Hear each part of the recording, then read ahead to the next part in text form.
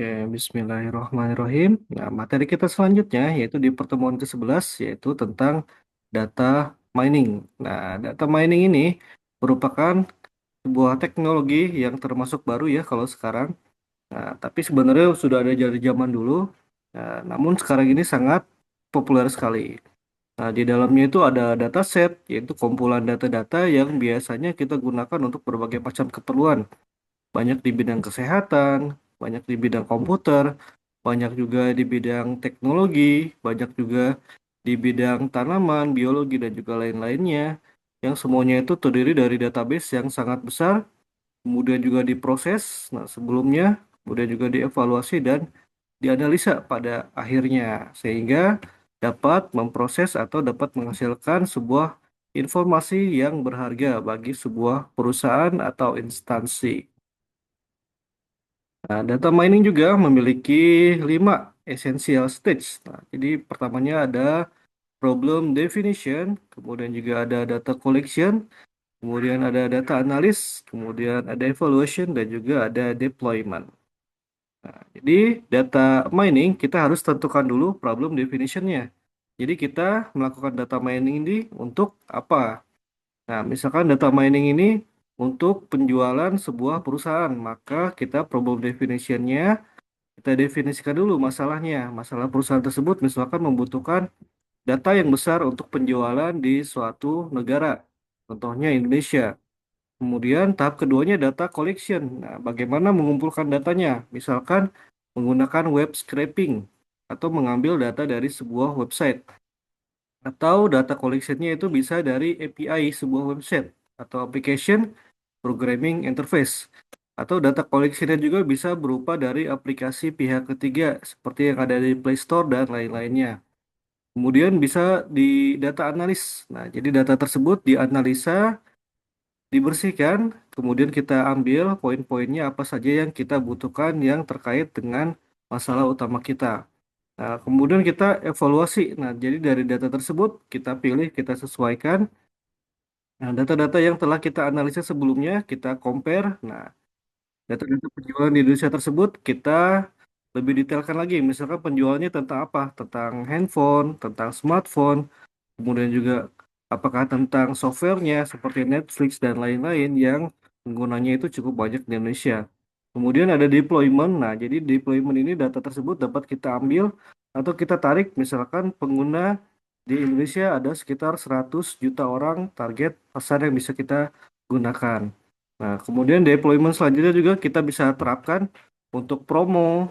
Nah, jadi dari seluruh data yang kita punya ternyata 50%-nya itu adalah generasi atau umur antara eh, remaja sampai 20 atau 30 tahun. Nah, maka kita akan bisa menentukan cara deployment atau cara engagement yang paling tepat untuk promo tersebut seperti apa. Nah, karena kan tidak mungkin ya di zaman seperti ini, zaman banyak Gen Z dan juga banyak teknologi sosial media, kita masih beriklan di koran. Nah, itu sudah tidak relevan ya. Makanya kita membutuhkan data yang tepat atau data mining untuk kalkulasi dari budget anggaran iklan kita. Misalkan dari Tokopedia, anggaran iklannya itu bisa sampai miliaran. Nah, dari 30 miliar yang dianggarkan, kita harus hitung juga dia apakah reach atau dapat sesuai dengan target yang diinginkan perusahaan terhadap penjualan aplikasinya atau tidak. Pengantarnya, mengapa data mining itu penting, apa saja data mining, nah datanya apa saja sih, atau fungsi-fungsinya itu apa saja, apakah ada klasifikasi sistemnya, ada algoritma apa aja yang bisa dipakai, dan juga permasalahan dalam data mining. Nah, mengapa data mining banjir data? Nah, jadi saking banyaknya data, nah, contohnya di Twitter atau di X ya, ada sekitar 8.000 tweet per detik atau lebih dari 600 juta tweet per hari. Nah, itu data yang sangat banyak sekali dan sangat sayang jika tidak digunakan, terutama untuk sosial media besar. Kebayang ya, satu hari ada 600 juta. Nah, jadi kalau kita bisa analisa dari tweet, dari kata-kata tersebut, jadi trending topik atau jadi sebuah bisnis, itu akan sangat menguntungkan. Nah, misalkan tweet hari ini sedang trendingnya apa? Misalkan sepak bola. Nah, berarti kan marketnya, pasarnya lagi cenderung ke situ ya. Makanya di beberapa swalayan, beberapa perusahaan itu lebih ke promo yang ada bolanya. Misalkan kayak kopi luwak atau ada kopi-kopi tertentu ya, dia pakai eh, pelatihnya siapa tuh ya. Nah, ada pelatihnya orang tersebut. Nah, kemudian juga ada promo-promonya. Misalkan di Alfamart ada karakter-karakternya lagi promo, bola lagi naik ya, misalkan pakai pemain-pemain tersebut untuk di brandingnya biar naik. Nah, jadi bisa penerapannya sampai ke situ jika kita punya data yang akurat dan kuat. Kemudian contoh selanjutnya untuk di Facebook. Ada 30 miliar item, ada link, status, note, foto, dan seterusnya per bulan. Kemudian juga ada 500 juta user menghabiskan 700 miliar per menit per bulan di situs Facebook. Nah, itu sangat banyak ya datanya itu, sangat banjir sekali datanya. Kemudian di Indomaret ada 4.500 gerai, asumsikan 3 transaksi per menit. Nah, ada 12 juta transaksi per hari se-Indonesia. Nah, jadi dari transaksi-transaksi tersebut sangat sayang datanya kalau tidak dipakai, kita bisa mengkelompokkan. Nah, misalkan dari yang sering dibeli, misalkan orang cenderung belinya roti, kemudian juga sama selainya, maka kita bisa generate promo dari situ. Yang beli roti dan juga mentega Blue Band, kemudian nanti bisa dapat untuk sekitar 10% diskon untuk mesisnya dan juga lain-lainnya. Jadi yang tadinya tidak mau beli barang tersebut, dia jadi tertarik untuk beli. Nah, jadi itu untuk dari 12 juta transaksi yang kita analis dari data analitik tersebut. Nah, contoh lainnya juga misalkan di otomotif ya atau kendaraan bermotor. Misalkan di sebuah toko box motor ya. Nah, itu ada pembelian box dan bracket. Nah, kita analisa datanya dari transaksi yang telah kita lakukan di toko tersebut. Nah, jadi kita ambil kesimpulannya atau analisa dari data tersebut. Nah, yang beli box dan juga bracket itu cenderung lebih senang melihat kayak lampu-lampu motor dan juga untuk kayak sarung tangan dan juga helm. Nah, jadi itu kita bisa berikan, jadi yang beli box sama bracket kita berikan diskon tambahan untuk pembelian helm atau pembelian sarung tangan dan juga lain-lainnya. Jadi yang tadinya tidak mau beli produk tersebut, nah jadi dia memberikan penghasilan lebih atau omset yang lebih tinggi untuk toko kita. Nah, contoh lainnya kartu kredit Visa berlaku di 200 negara. 10.000 transaksi per detik atau 850 juta transaksi per hari. Nah, jadi sangat banyak ya transaksi kartu kredit Visa. Visa. Nah, jadi di situ juga bisa kita gunakan untuk produk-produk yang akan bisa kita tawarkan atau jasa-jasa dan juga lain-lainnya. Nah, mengapa data mining? Nah, jadi kita kebanjiran data nih, kita hampir tenggelam di bidang data. But starving for knowledge, tapi kita sangat lapar untuk pengetahuan. Nah, jadi pengetahuannya itu sangat sedikit yang bisa kita ambil dari data tersebut. Padahal kalau kita bisa analisa data tersebut bisa menjadi sebuah hal yang sangat powerful. Nah, mengapa data mining? Digitalisasi kemajuan sistem informasi, data, data, data. Nah, terabyte itu menjadi petabyte. Nah, jadi dengan kemajuan sistem informasi, data ini sangat banyak yang tadinya kita kilobyte itu cukup, migrasi lagi ke megabyte. Nah, megabyte sampai tidak cukup lagi, kita pindah lagi ke gigabyte. Nah, dari giga sampai laptop kita pun 1 tera mungkin kayaknya kurang nih. Ada yang pakai 2 tera sampai 4 tera dan lain-lainnya. Nah, nanti ke depan akan ada perhitungan seperti petabyte dan juga yang lain-lainnya lebih besar. Nah, kemudian juga dari website itu sekarang makin banyak ya.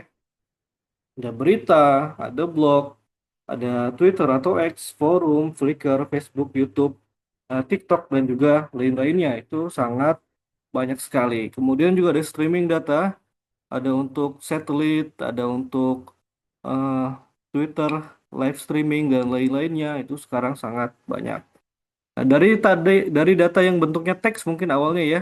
Sekarang itu data bisa berupa dari video. Nah, jadi video itu bisa diekstrak, kita ambil subtitlenya atau CC-nya, nah, atau captionnya. Dari caption tersebut bisa pakai AI untuk diterjemahkan ke teks ya, dari sound atau dari suara ke teks. Nah, jadi dari video tersebut AI itu dapat mempelajarinya dan juga dapat dijadikan table untuk data mining.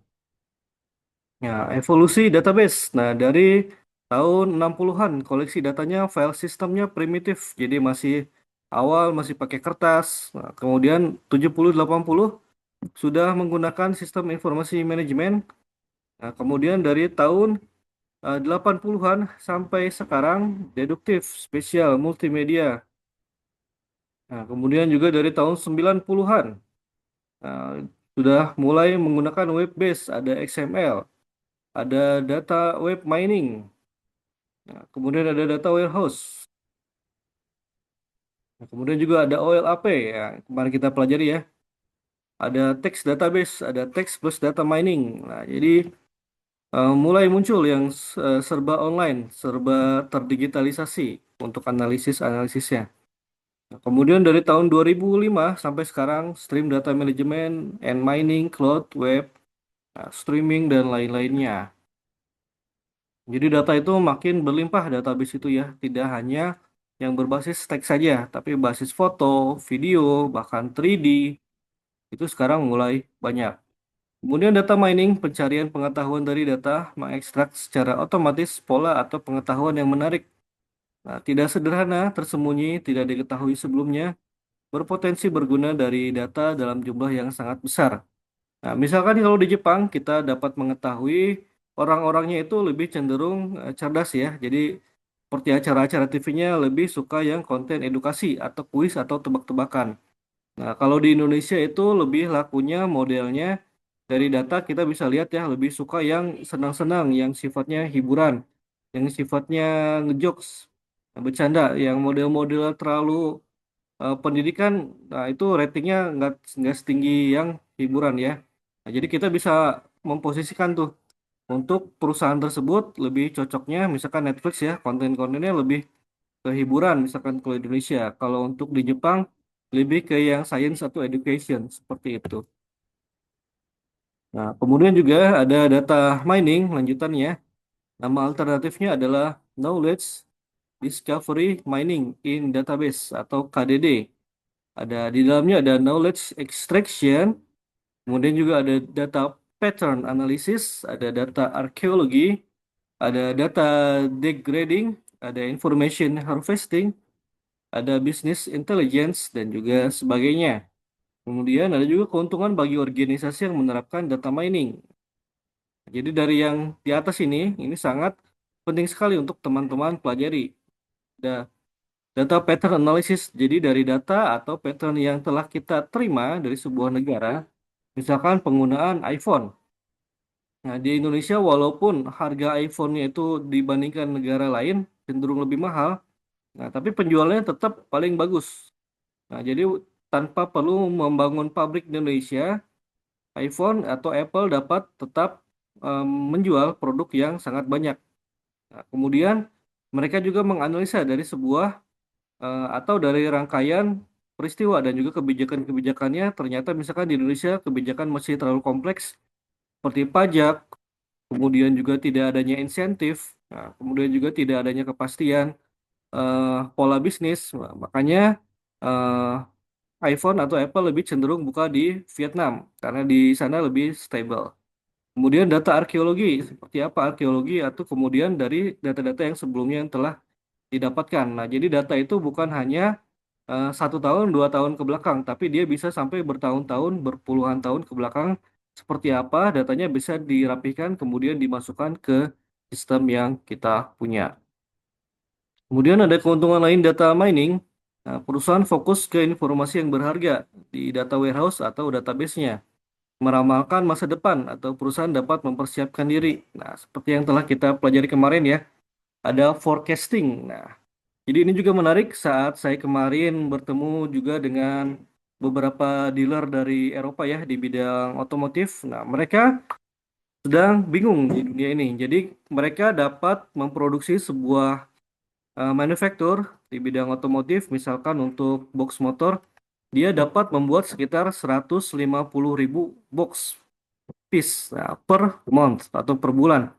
Nah, tapi kita tidak bisa menebak nih ekonomi sekarang kan kalau ada beberapa yang membandingkan ya, bahkan dengan COVID pun mungkin sekarang penjualan seperti kemarin Idul Adha agak merosot. Nah, bahkan di beberapa tempat mungkin menurun, tidak seramai di tahun-tahun sebelumnya karena ada pelemahan ekonomi dan lain-lainnya. Nah, jika sebuah sistem dapat meramalkan masa depan atau minimal forecast dari sebuah penjualan atau item, nah, yang didapat dari data mining ya, dari internet, kemudian dari kebijakan pemerintah, kemudian dari BPS dapat menggabungkan semua itu, maka itu akan memberikan dampak yang positif untuk forecasting tersebut. Nah, jadi misalkan untuk tahun depan, nah kita tahun depan itu 2026 ya, masuk di hari bulan ini, bulan Juni. Nah, misalkan di tahun depan akan memprediksi, nah, karena tahun-tahun ke belakang kan memang ada pergantian presiden dan lain-lainnya, itu emang secara pola, secara umum global di dunia, pergantian pemimpin itu bukan waktu yang tepat untuk berbisnis. Nah, jadi biasanya dia menunggu waktu tenang dulu setahun atau 2 tahun setelah pergantian presiden atau pemimpin sebuah negara, maka dia biasanya sudah settle kebijakannya, jadi mulai berbisnis di tempat tersebut. Nah, jadi ketika sudah stable sebuah perusahaan, dia dapat dengan PD atau dapat dengan lebih yakin, misalkan kemungkinannya itu possibility-nya di atas 90% untuk forecasting di sebuah produk tersebut. Contoh lainnya di sini ada Midwest Grocery Chain menggunakan data mining untuk menganalisis pola pembelian. Nah, saat pria membeli produk di hari Kamis dan Sabtu, mereka juga membeli minuman. Nah, mungkin aus ya. Jadi di sini misalkan ada bapak-bapak yang disuruh sama istrinya beli popok misalkan, kemudian beli susu. Nah, di hari Kamis dan Sabtu saat mereka pulang kerja. Nah, mereka juga biasa beli minuman, kemudian snack untuk mereka sendiri. Nah, itu bisa kita jadikan untuk promo atau diskon. Nah, jadi yang tadinya belinya cuma satu, bisa belinya 5. Nah, apalagi kalau misalkan, kayak misalkan Indomie ya, satunya kan misalkan 3.000. Ternyata di paket kalau beli 5 cuma 15.000. Nah, tadinya kan cuma beli satu jadi beli 5 ya, otomatis omsetnya pun meningkat. Kemudian selanjutnya ada analisis lebih lanjut. Pembeli ini belanja di hari Kamis dan juga Sabtu. Tapi di hari Kamis jumlah item lebih sedikit. Kesimpulan yang diambil, pembeli membeli minuman untuk dihabiskan saat weekend. Nah, jadi bisa seperti itu ya. Kemudian juga tindak lanjut menjual makanan minuman dengan harga full di hari Kamis dan Sabtu. Mendekatkan posisi popok dan juga minuman. Nah, biasanya untuk item-item promo keranjangnya suka khusus ya. Jadi ada keranjang sendiri yang diskon-diskon. Nah, jadi itu dapat lebih banyak diambilnya produk tersebut. Ya, kemudian juga ada contoh selanjutnya. Di sini ada bank memining transaksi customer untuk mengidentifikasi customer yang kemungkinan besar tertarik pada produk baru. Setelah teknik ini digunakan, terjadi peningkatan 20 kali lipat penurunan biaya dibandingkan dengan cara biaya. Nah, jadi dengan bank memining transaksi customer untuk mengidentifikasi customer yang kemungkinan besar tertarik terhadap produk baru. Nah, jadi banknya itu karena kan banyak ya produk bank-bank digital ya. Jadi yang tadinya cuma punya bank atau punya buka rekening saja, itu transaksinya bisa sampai bayar listrik, bayar pulsa, kemudian juga bayar telkom, speedy internet dan lain-lainnya. Nah, jadinya yang tadinya transaksinya sedikit bisa lebih banyak. Kemudian dari efisiensinya juga jadi lebih tinggi karena dalam satu aplikasi. Dan juga itu dapat lebih menguntungkan. Usernya makin banyak juga. Dan contoh aplikasi lainnya, perusahaan transportasi memining data customer untuk mengelompokkan customer yang memiliki nilai tinggi yang perlu diprioritaskan. Nah, ini juga terjadi pada perusahaan Grab dan juga Gojek ya. Biasanya driver atau customer itu punya rating tersendiri yang bisa dilihat oleh driver atau customer tersebut yang berlainan ya. Jadi eh, pembeli itu bisa melihat rating ini driver nih ratingnya 4,6 atau ratingnya 4,9 atau 5 bahkan. Tidak ada komplain. Nah, jadi kita bisa lihat bahwa driver ini tersebut merupakan orang yang baik dan juga berperforma tinggi. Nah, kemudian tidak ada bintang satunya misalkan. Jadi bisa terlihat historinya, jadi tidak ada kasus atau ada keluhan yang terhadap transaksi tersebut. Itu akan menjadi nilai plus dari sebuah perusahaan atau aplikasi seperti Gojek dan juga Grab. Jadi bisa untuk memberikan bonus, insentif, kemudian kemarin juga ada perhitungan tentang THR ya. Jadi bisa digunakan datanya dari situ. Nah, jadi seluruh driver yang 4,8 ratingnya bisa dapat THR. Nah, jadi bisa dari data mining yang didapat dari seluruh user Grab atau Gojek tersebut. Nah, data mining di database versus independen. Nah, di sini ada software-softwarenya ya. Ada Oracle 9i atau 9i, kemudian juga ada Microsoft SQL Server, ada IBM Intelligent Miner V7R, kemudian juga ada NCR Terra Miner. Nah, mereka masing-masing punya kelebihan dan juga punya kekurangan dari setiap software yang digunakan. Nah, prosesnya dari tahap paling awal ada dari database, kemudian data itu diintegrasikan, data itu dibersihkan. Nah, jadi tabel-tabel yang kosong bentuknya, kemudian relasi-relasi yang tidak ada kaitannya itu dihilangkan.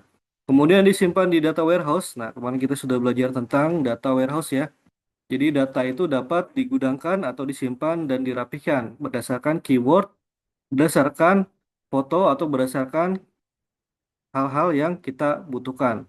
Nah, ada tes relevan data. Nah, jadi data tersebut kita kaitkan apa saja yang relevan. Misalkan kalau di Indomaret ya, misalkan kalau ada roti, maka dia akan berkaitan dengan susu, dengan apa lagi tuh? Nah, margarinnya, ada mesisnya. Nah, jadi ada tes atau yang berkaitan. Nah, seperti kita buka di sosial media ya, ketika kita buka apa misalkan di otomotif, biasanya suka ikut iklan-iklan di bidang otomotif tersebut. Jadi ada yang relevan. Kemudian selanjutnya data mining. Nah, dari yang setelah kita rangkai tersebut, kita mining data tersebut. Nah, di sini ada pattern evaluation. Nah, jadi dari pattern atau dari sebelumnya yang telah kita mining, akan terlihat pola-pola transaksi yang sering terbeli. Misalkan yang tadi roti tadi ya, akan cenderung beli margarin juga, akan cenderung beli mesis, akan cenderung beli selai kacang dan lain-lainnya. Kemudian itu akan menghasilkan knowledge yang kita butuhkan. Nah, di sini ada data mining dan juga business intelligence. Nah, semakin mendukung pengambilan keputusan.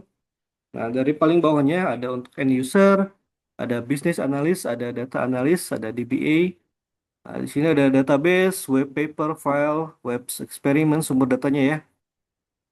Kemudian juga ada data pre-processing, ada integrasi dari data warehouse tersebut. Kemudian juga ada eksplorasi data, ada statistical summary, query, dan juga reporting.